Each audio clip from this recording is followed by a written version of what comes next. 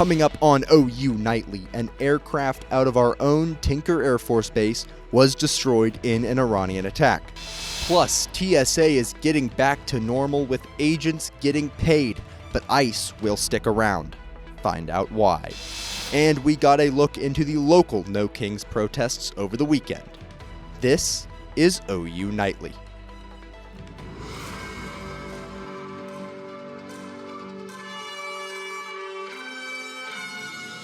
A military plane housed at Tinker Air Force Base in Midwest City was struck during a missile and drone attack by Iran in the Middle East. Thanks for joining us tonight on OU Nightly. I'm Kevin Daniel. And I'm Lyndon Potter. OU Nightly's Colson Pocock is live in the newsroom with more. Colson? Lyndon, photos show a military AWACS plane from Tinker Air Force Base in Midwest City destroyed in a strike Friday. Take notice of the letters OK on the tail of the plane. The missile and drone strike hit Prince Sultan Air Base, located just outside Saudi Arabia's capital, Riyadh. According to U.S. officials, around a dozen U.S. soldiers were injured in the attack. AWACS, which stands for Airborne Warning and Control System, have deep roots at Tinker, with the first models being sent there in the late 1970s. According to Tinker, there are 32 AWACS currently in U.S. inventory. 28 of them are housed at Tinker. Representative Tom Cole spoke to Fox 25 and says that they had not yet been briefed on the incident, but hopes the crews are okay. The Center for a New American Security calls AWACS the quarterback of the battlefield, saying they are indispensable to U.S. air operations. Kevin, Lyndon? Thanks, Colson. TSA agents are beginning to see their paychecks today following a 6-week partial government shutdown. OU Nightly reporter Leah Smith is live from Will Rogers Airport with more. Leah, what can you tell us? Kevin, Lyndon, President Trump announced late last week that he would be signing an executive order to pay TSA agents. These workers have been showing up to work without pay for the past 45 days due to an ongoing shutdown of the Department of Homeland Security. TSA officials say most employees began to receive back pay today. They also say, quote, TSA officers are grateful to President Trump and Secretary Mullen for their leadership to put money back into the pockets of TSA employees who worked without pay during the ongoing Democrat DHS shutdown. Officials say more than 500 TSA employees quit and thousands were forced to call out of work. While workers should begin returning to work this week, Border Czar Tom Homan says ICE agents will continue to be present at some airports across the country until airports reach full staffing. I'm working very closely with the TSA administrator and the ICE director to decide what airport needs what. But, you know, God bless the men and women of ICE. They're doing a job. They're plugging those holes. They're keeping the security of the airport at a high level. We got to keep the airport safe. We got to keep the American people, you know, going through those lines. So, and ICE is helping, you know, shorten those lines and adding security to each and every airport around the country. Currently, there are no ICE agents being seen here at Will Rogers, but we will keep you updated as we learn more. Reporting from Will Rogers Airport, Leah Smith, OU Nightly. Thanks, Leah. Now, Lyndon, we saw up and down temperatures this weekend, but we're starting this week with some warm ones. Yeah, OU Nightly meteorologist Isaac Walters has more on potential fire risk that this can cause. Isaac? Yes, that wind we currently see right now, gusts pretty high all throughout the state. Really driving that fire risk. Right now we see red flag warnings across the state, the little corridor of wind there. We saw wind gusts in the 30s here in Norman shortly ago. It's moved a little further west. We see the red flag warnings to the west here, really causing that fire threat. We're going to talk about that. We're going to talk about a severe weather threat later on in the show, as well as a potential cool down coming with potential rain. We'll talk about that. Stay with us. Thanks, Isaac. President Trump has ramped up his threats on Iran's energy infrastructure, sending oil prices spiking. Sutton Parker has that and the rest of today's national and international headlines from the News Center. We begin in Washington, where fears of a longer conflict in Iran led to another jump in global oil prices today. The Federal Reserve Chairman Jerome Powell says it is still too soon to tell how the conflict will impact the overall U.S. economy. Maybe face the question of what to do here. We're not really facing it yet because we don't know what the economic effects will be. And analysts are warning that if the war continues into June, it could lead to gas prices reaching $7 a gallon. And with TSA agents receiving their long-awaited paychecks, lawmakers in Washington are taking a new look at bills already proposed that would keep aviation funded during a shutdown. The Keep America Flying Act and others have had bipartisan support in the past, but has never made it to the president's desk. Labor unions and airline executives are urging Congress to provide a permanent solution by acting already on the proposed bills. And over the weekend, millions of people participated in No Kings protests. Demonstrators took to the streets across the country Saturday, pushing back on what they call authoritarianism and overreach by the Trump administration. Demonstrations come as President Trump faces increased security over a range of issues, including the war with Iran, which has not been approved by Congress. According to organizers, over 3,000 protests were planned in all 50 states. Kevin, Lyndon, back to you. Thanks, Sutton. Oklahomans joined in the nationwide protest this weekend. We'll have more on Norman's march against the Trump administration. And gas prices have hit a new high. We'll tell you what record was just broken. Up next.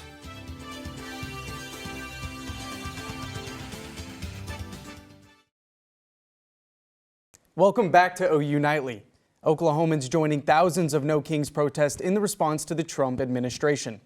This Saturday, protesters marched from Legacy Park to Rock Creek Road Bridge. There were marchers in Norman, Oklahoma City, and other places across the state. This was the third series of nationwide No Kings protests. Gas prices have increased to the highest it's been since 2022. Megan Howarth has that and more in today's Money Matters. Gas prices rise to $3.99 for a gallon, the highest it's been since 2022. Here in Oklahoma, the average is $3.25. According to AAA, the average price increased by $1.01 since the war in Iran began. Federal Reserve Chairman Jerome Powell said it's too soon for the central bank to determine how the conflict will impact the overall U.S. economy. Americans' concerns about the economy continues to rise. According to a University of Michigan poll, consumer sentiment drops 6% this month, marking its lowest point since December. This is more than economists predicted. With the war in Iran causing gas prices to rise, 401ks and other investment portfolios are seeing a decrease in value. A proposed rule by the U.S. Department of Labor allows new 401k investment options for more than 90 million Americans. This rule would add alternative investing options for retirement plans, including private equity and cryptocurrency. Employers always had the option to include these investments in their retirement funds, but this proposal aims to make it easier for them to do so.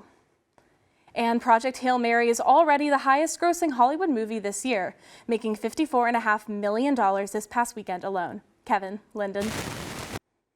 Thanks, Megan. Spring cleaning can be more than just a tidy space. CNN's Mandy Gaither explains why it can also be good for your brain.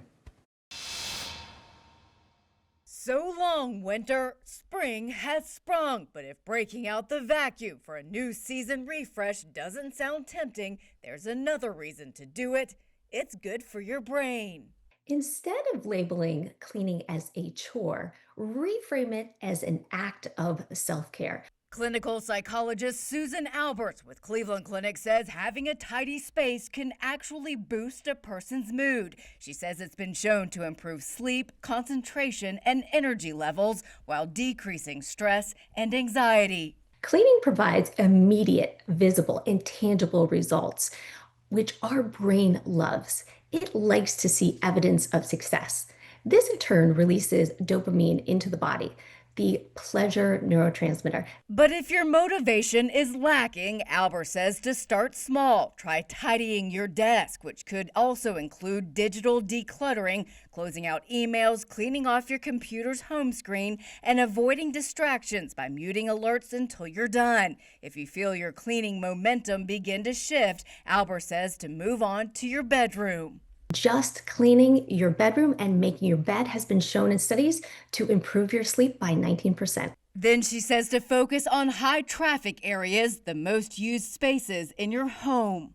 This is going to help to reduce the stress and conflict in the family. When these high traffic areas are filled with clutter, they create stress for everyone. For Health Minute, I'm Mandy Gaither.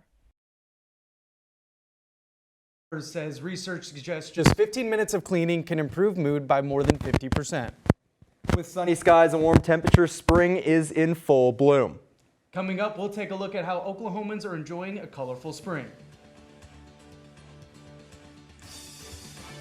And we'll talk about that severe weather risk coming in later this week, as well as that rain that we may be seeing that will give us some relief from that fire threat.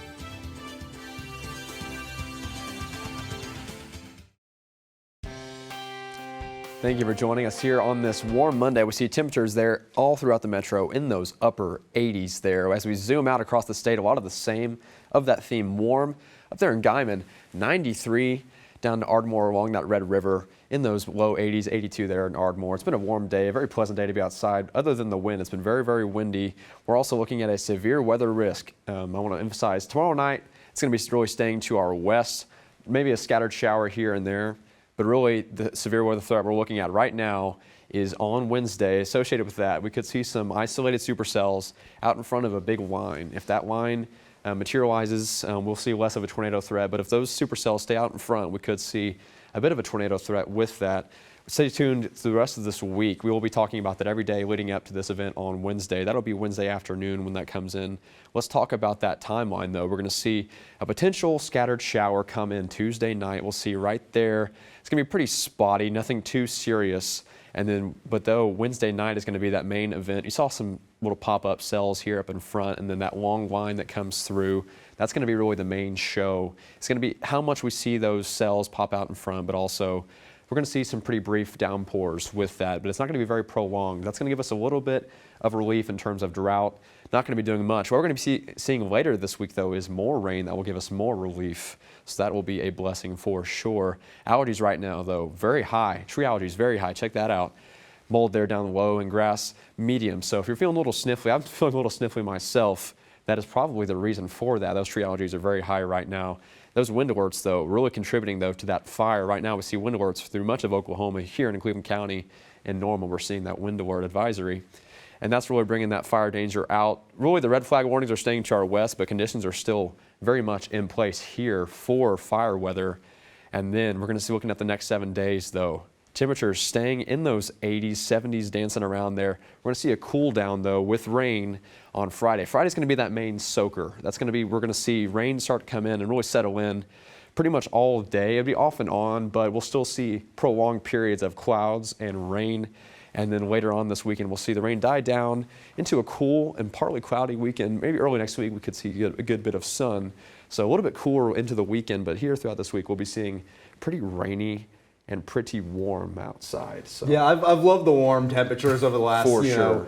You get to roll down the windows, start blasting Kenny Chesney. Yes, all that it already kind of feels stuff. like Start that. No wondering, problem with that. Yeah, you start wondering if the pool's open, but then you start looking at that rain, and you're like, maybe we'll give it a definitely couple the more weeks a lightning. month. If there's going to be lightning, thunderstorms, you don't want to be in the pool. But the weather's starting to kind of feel that way, which is definitely exciting. Awesome, thank you so much. Of course. Well, it definitely feels like spring. And speaking of spring, OU Nightly was able to catch the annual Tulip Festival. It's the 4th year of the event, where a vibrant wave of color sweeps across downtown OKC, with more than 60,000 tulips blooming at the Myriad Botanical Gardens. Residents packed the gardens hoping to catch a glimpse of the spring display, but this year many showed up a little too early. Warm weather caused the tulips to bloom ahead of schedule, with many already past their peak by the time the festival began. Still, visitors enjoyed the chance to get a look outside and to take in the music and the vendors that were there. Nothing but love from everybody that's coming out. This is one of our biggest events of every year, and it's become so big that we've had to put it into 2 weekends, and this is the first time that we've done it in this way. It brings all of the community out, and it's not just about the flowers, it's about coming and celebrating spring. The event will continue throughout next week. Tomorrow, OU Nightly's reporter Kariana Gamboa will have an inside look at the festival and how one organization is changing lives with tulips. Well, both OU Diamond squads hit the field over the weekend and had very different results. Plus, OU men's basketball is getting ready to test their luck in Las Vegas to potentially earn some serious cash. OU men's basketball faced South Carolina in the Sweet 16 this weekend. We have the story on how their tournament run went and how it turned sour.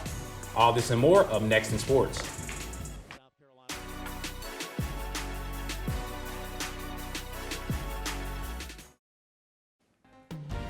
Hi, I'm Jamin Dawson, and it's time for sports.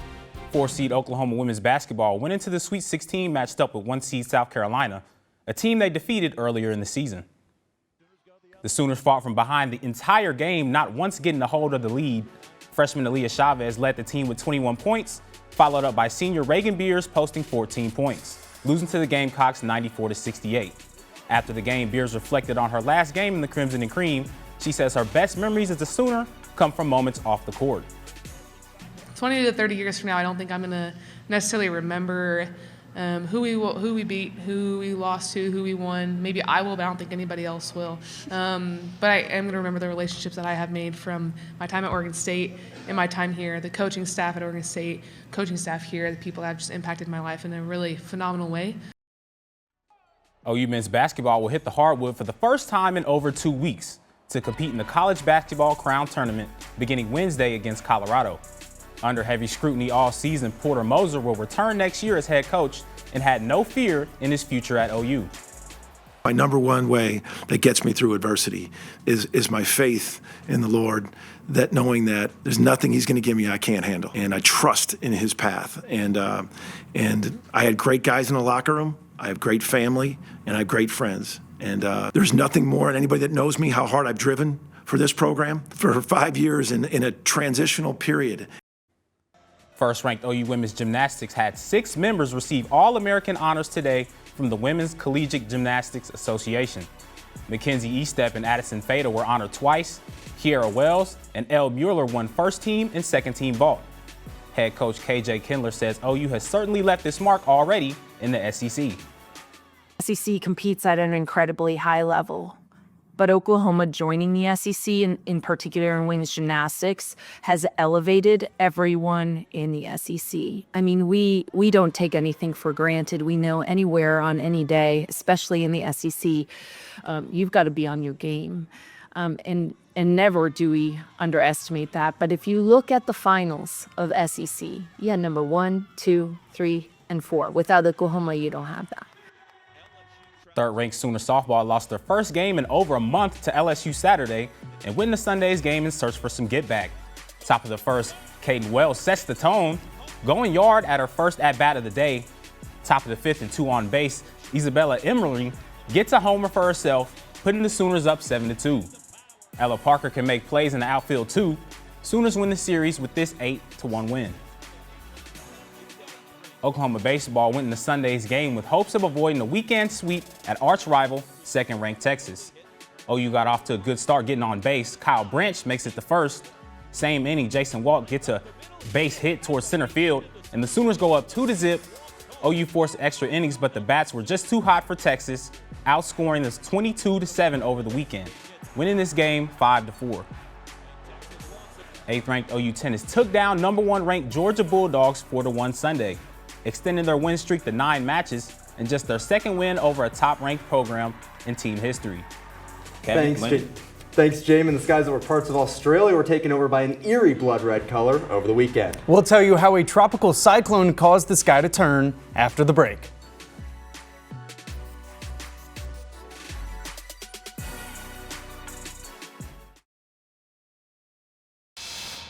I'm Alyssa Campbell at the OU Nightly Update Desk. A former firefighter has been arrested on 8 counts of arson and 1 count of criminal offenses. This comes after grass fires were set in Custer and Dewey County. According to a probable cause affidavit, Skylar Dean Terrell has been taken into custody. Officials say Terrell admitted to starting the 8 fires in Custer and Dewey counties. Lyndon, Kevin, back to you in the studio. Thanks, Alyssa. Well, it's Monday and we got a long week ahead of us. Isaac, can we get another look at the 7-day forecast? Yes, of course. We're seeing temperatures in those 70s and 80s. We're going to see a little bit of cool down, though, as you'll see on your screen, with those temperatures kind of dripping down into the low 70s, mid 70s there on Thursday for the high. We're going to see those temperatures drop even further, though. The main thing I want to emphasize, though, is that severe weather threat on Wednesday, and then we're going to see pretty off and on rain throughout the entire rest of the week, ending around Saturday morning. So that's really going to set us up there. I want to also emphasize we have weather calls. Scan this QR code for 24/7 updates on weather in the area, only $12 per year. Thanks, Isaac. Yeah, certainly that time of the year where the weather starts to get really unpredictable here in Oklahoma. Definitely. Well, tropical cyclone Narelle hit parts of Washington and Australia, where this video was captured at Shark Bay. What you see is actually dust and dirt from a dust storm that was kicked up. Isaac, as the meteorologist, what can you tell us about this phenomenon? Yes, so what you're seeing right now, all that red in the sky, that is actually the iron within the dust that was kicked up, oxidizing in the moist air. It's actually really fascinating. Really a rare occurrence for this to happen, but the iron within that air is oxidizing, giving that rust red looking color. It's It's really fascinating. I know weather is pretty strange in Oklahoma, but it's not this strange. Yeah, I mean, we've had similar things where the air turns certain colors, or things like that. Like the sky turning green during a severe thunderstorm and things like that. That is like blood red. That's pretty quite intense. Quite the sight. Certainly, yeah, very startling. I mean, you walk outside and you think you're in the upside down. Yes. Well, I mean, in the age of AI, I thought that might have been a fake video when I first saw it, but no, that is a true weather phenomenon. So. Awesome. Well, thank you so much, and thank you for watching OU Nightly. I'm Kevin Daniel. And I'm Lyndon Potter. Be sure to watch OU Nightly live weekdays at 4:30. Good night.